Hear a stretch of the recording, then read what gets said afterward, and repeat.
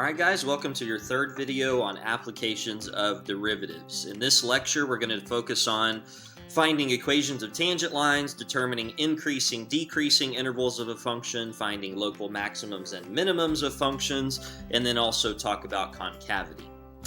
Okay, so the first thing we want to talk about are tangent lines and how to find the equation of a line tangent to a graph of a function f. This is probably the most basic application of the first derivative because the derivative is known as what's called a slope generator, which basically means that if you plug in a value of x to the derivative, what you get back in return is the slope of the tangent line to the graph of f of x, which is the original function, at that particular value of x. Okay, so example 1, letter A here, we have this function and we want to find the line tangent to the graph of f at x equals to 2. In order to find that, I've got to first of all find two things. The first thing is I have to find a point. Well, the problem already gave me half of an ordered pair. They tell me that they want the equation at x equals to 2, and so that is my x coordinate. In order to find the y coordinate, I'm going to do what I did in Algebra 1. I'm going to take x and I'm going to substitute it into the function. So that's going to say f of 2, which is going to be 2 squared multiplied by 2 minus 3 squared. And if you do the arithmetic there, you're going to get 4. So what this means is that my equation for the tangent line passes through the ordered pair 2, 4.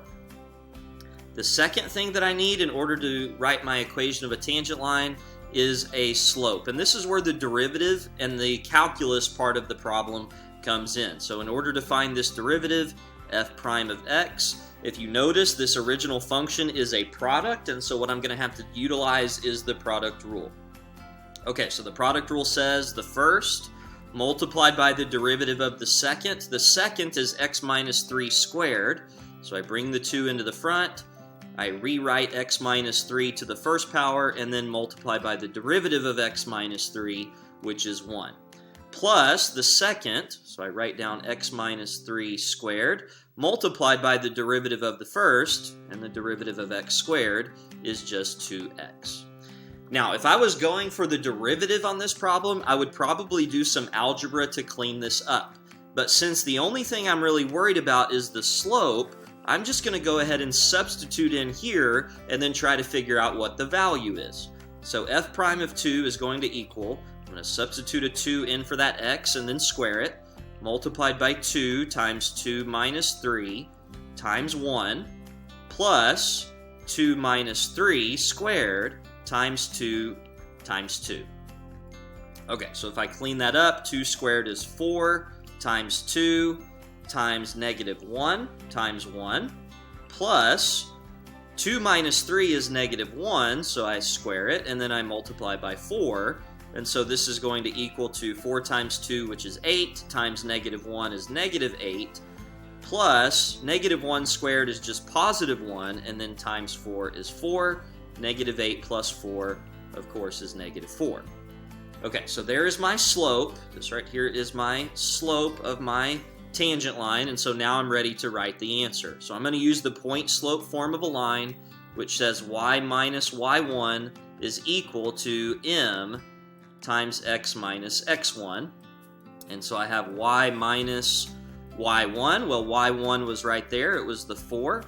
So y minus 4 is equal to the slope, which was negative 4, times x minus x1, which was 2. And when you write the final answer, I just want you to have it where y is by itself. So in order to do that, I'm going to add 4 to both sides and get y is equal to 4 minus 4 times x minus 2. Okay, and the reason that I have you write it in that form will become more obvious later on when we get to class and I can actually explain that to you and you can see why we do it that way. Okay, example B, we have f of x is equal to sine x minus cosine x, and we want to write the equation of the tangent line at x equals to pi. Okay, so very similar to the first problem, we want to first of all find our point, and so that's going to require us to plug pi in for the original equation. So f of pi is going to be sine pi minus cosine of pi, which is equal to, sine of pi is 0, minus the cosine of pi, which is -1, and 0 minus -1 is +1. And so that means that my point is going to be pi, comma 1.